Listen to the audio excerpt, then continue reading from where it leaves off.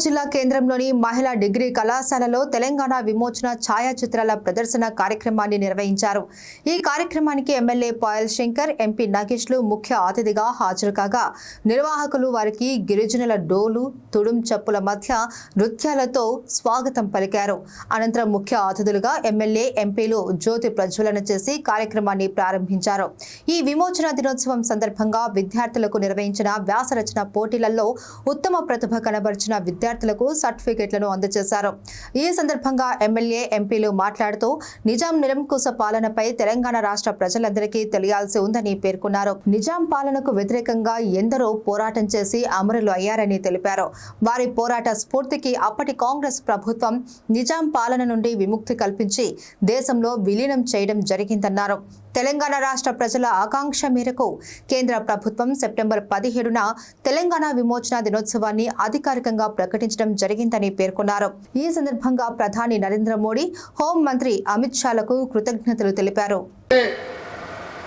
ఇప్పటికే మహారాష్ట్ర ప్రాంతం అటువంటి జిల్లాలో అక్కడ విమోచన మరి జరుగుతూ ఉంది. మన దగ్గర ఇన్ని సంవత్సరాల తర్వాత ఇప్పటికే భారత ప్రభుత్వం, కేంద్ర ప్రభుత్వం 3 సంవత్సరాల నుంచి ఈ కార్యక్రమాన్ని జరుపుతా ఉంది. ఈ సంవత్సరం ఇక్కడ ప్రభుత్వం ప్రజాపాలన పేరు మీద అంటే ఈరోజు ప్రజాపాలన పేరు మీద జరపడానికి నిర్ణయించింది.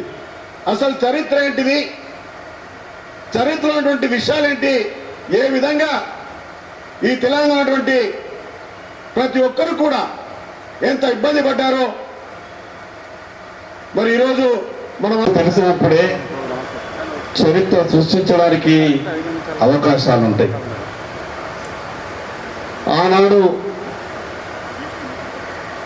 నిజాం పరిపాలనపై ప్రజలు దండెత్తినటువంటి విధానాన్ని కానీ, ఆ రోజు ప్రభుత్వం తీసుకున్నటువంటి చర్య కానీ, దానివల్ల తెలంగాణ రాష్ట్రం ఏ రకంగా విముక్తి చెందింది, ఈ విషయాలన్నీ కూడా అందరికీ తెలియాల్సినటువంటి అవసరం ఉన్నది.